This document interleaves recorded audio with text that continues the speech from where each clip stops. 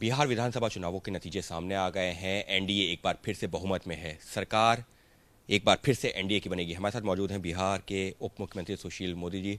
सुशील जी, जो नतीजे सामने आए हैं, लग रहा था कि इतनी क्लोज फाइट होने वाली है, क्योंकि महागठबंधन और एनडीए का कभी महागठबंधन आगे कभी एनडीए, लेकिन अंतिम नतीजा आप लोगों के पक्ष में। नहीं, देखिए, लगातार बढ़त बनाए हुए थे हम लोग। शुरू के अंदर पोस्टल बैलेट के अंदर जरूर उनकी थोड़ी बढ़त दिखाई पड़ रही थी, लेकिन आप सारे मीडिया को देखेंगे आप तो सुबह 9 बजे के बाद लगातार एनडीए अपनी बढ़त बनाए हुए था। और देखिए, चुनाव में तो हमेशा कोई एक तरफा चुनाव तो होता नहीं है कि आप स्वीप कर रहे हैं, सारी सीटों को जीत रहे हैं। तो एक सामान्य चुनाव था और हम लोग को पूरा भरोसा था कि हम लोग पूर्ण बहुमत के साथ वहाँ सरकार बनाएंगे। और ये जो एग्जिट पोल वगैरह जो आए वो बड़े भ्रमित करते हैं, और एग्जिट पोल का कार्यकर्ताओं के लोगों के दिमाग पर उसका असर होता है। लेकिन अच्छी बात है कि मतदान तो हो चुका है और निर्णय बक्से के अंदर बंद है। तो हम लोगों को पहले दिन से लग रहा था कि स्पष्ट बहुमत के साथ हम सरकार बनाएंगे। और जो तेजस्वी की सभाओं के अंदर जो भीड़ आ रही थी, तो वो हम लोगों के लिए कोई नई बात नहीं थी। हम लोगों ने लालू यादव को इसे 4 गुना भीड़ के साथ देखा है। और 2010 में लालू यादव ने 150 सभाएँ की होंगी, 50,000 एक लाख लोग, और 22 सीट केवल जीत पाए। 2019 के भी लोकसभा चुनाव में तेजस्वी की सभाओं में हम लोग से ज़्यादा बड़ी भीड़ आती थी, लेकिन एक सीट भी नहीं जीत पाए। लेकिन मीडिया ने एक नैरेटिव क्रिएट करके और तेजस्वी को प्रोजेक्ट करना शुरू किया। स्वाभाविक है, कोई भी यूनिपोलर तो चुनाव होता नहीं है, लेकिन हम लोग पहले दिन से थे कि हमको स्पष्ट बहुमत मिलेगा। कितना मिलेगा ये नहीं कह सकते, लेकिन स्पष्ट बहुमत के साथ हम सरकार बनाएंगे। स्पष्ट बहुमत की आप लोग बात कर रहे हैं, स्पष्ट बहुमत की, लेकिन ये जो आंकड़ा है 125 का, क्या आप लोग इससे ज्यादा बेहतर परफॉर्मेंस की उम्मीद कर रहे थे?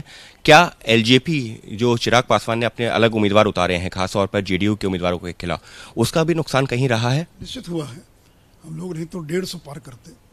करीब 25 से 30 सीटें एनडीए और एलजेपी के कारण हार गई। एलजेपी ने जो उम्मीदवार खड़े किए, किसी ने 10,000, किसी ने 15,000 वोट ले लिया, और हमारे जो जीत का मार्जिन था वो उससे कम था।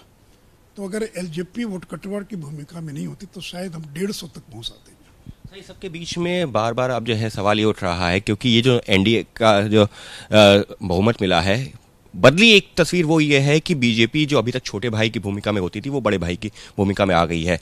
क्या इसका असर जो नई सरकार का गठन होगा उसके मंत्रिमंडल पर भी पड़ेगा? देखिए, इन सारी बातों का निर्णय केंद्रीय जो पार्लियामेंट्री बोर्ड है वो करता है। और बीजेपी ने बार बार ये स्पष्ट किया है कि संख्या किस दल को कितनी आती है महत्व नहीं रखता है। मुख्यमंत्री नीतीश कुमार होंगे। और देखिए, जब अलायंस में आप चुनाव लड़ते हैं तो आप केवल अपनी ताकत पर चुनाव नहीं जीतते, एक दूसरे की मदद से आप चुनाव जीतते हैं। तो अगर जनता दल जो चुनाव जीता तो उसमें बीजेपी की मदद है, बीजेपी जो चुनाव जीता उसमें मांझी जी और नीतीश जी की भूमिका है। तो कुल मिलाकर अलायंस चुनाव जीतता है, कोई एक दल चुनाव नहीं जीतता। अगर ऐसा होता तो फिर अलायंस की जरूरत क्या थी जो है। इसलिए संख्या कितनी रहेगी, कितने बनेंगे नहीं बनेंगे, ये सारा विषय राज्य इकाई का नहीं, ये सारा विषय जो केंद्रीय पार्लियामेंट्री बोर्ड है वो और नीतीश जी मिलकर तय करेंगे कि कुल मिलाकर मंत्रिपरिषद कितने लोगों का बनेगा, कितनी संख्या रहेगी, क्या रहेगी। ये हमारे अधिकार क्षेत्र की बाहर की चीज़ है। कल जब नतीजे आए हैं, हम लोग बीजेपी ऑफिस में मौजूद थे, उस दौरान बहुत बड़ी संख्या में कार्यकर्ता ऐसे थे जिनका ये कहना था, क्योंकि अब पहली बार बीजेपी को एक बड़े भाई का दर्जा, ज़्यादा सीटें जीत रही है, तो मुख्यमंत्री अब बीजेपी का भी बनना चाहिए। नीतीश जी इतने सालों तक मुख्यमंत्री रहे हैं, उनके अगेंस्ट में जो है एक जो एंटी इनकम्बेंसी की बात कही जा रही थी वो है। तो ये कार्यकर्ताओं के हवाले से बहुत सारे लोगों के ऐसे आवाज़ सुनी गई है।